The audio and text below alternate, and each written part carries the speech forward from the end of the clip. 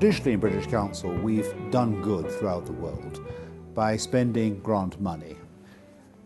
In these times when that is going to be limited, we have shown already that we can be creative in creating new programs for which people will be willing to pay money. And that money can come from fees or contracts or grants, a variety of means.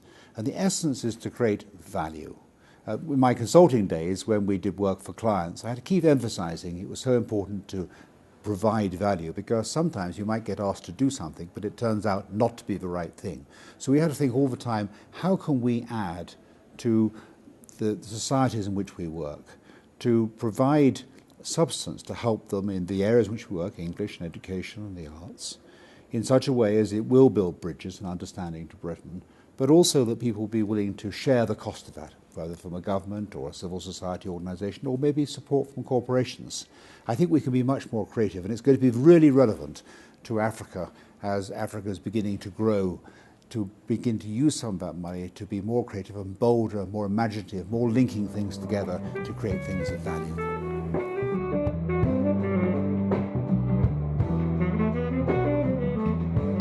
Of course, it is either a big problem if this youth, in the huge bold of youth, doesn't get jobs, then there's a huge problem.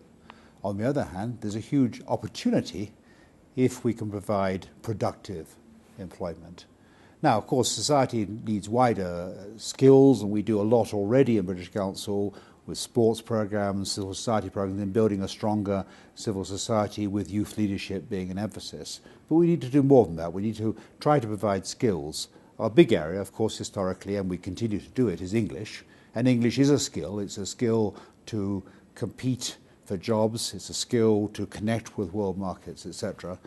But I wonder if there's more we can do. I noted here we're not yet entering the youth, the Young Creative Entrepreneurs program. That is proving to be quite successful because it's a link to a fast-growing industry in many countries, the creative industries. There's a much wider area, of course, technical and vocational education and training.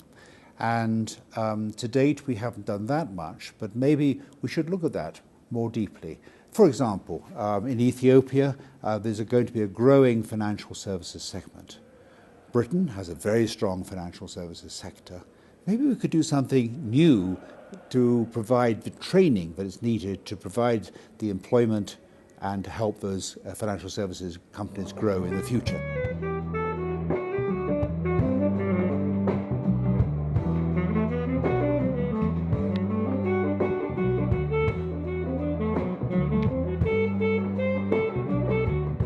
Well, I'm a great advocate of the arts. I think in this sort of context it can be very useful as a tool for building society, bringing communities together. It can express difficult things. It can provoke debate, as a good debate. It can also, of course, entertain.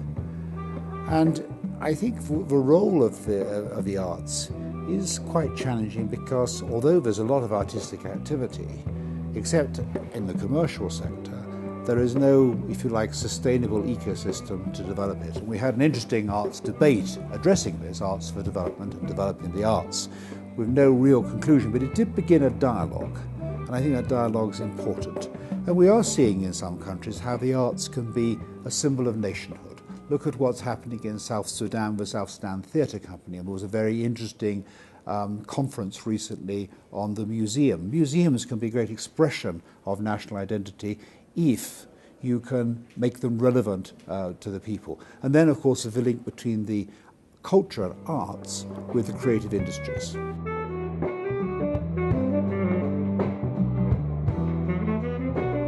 It is quite exciting to visit Ethiopia on its 70th anniversary. This is an amazing thought. It's even older than I am, 4 years older. And it was quite inspiring to see a visit with the President, who of course was taught English by the British Council in its very early days. And we're all products of our history. We have to work with what we've got historically, and we have a great history.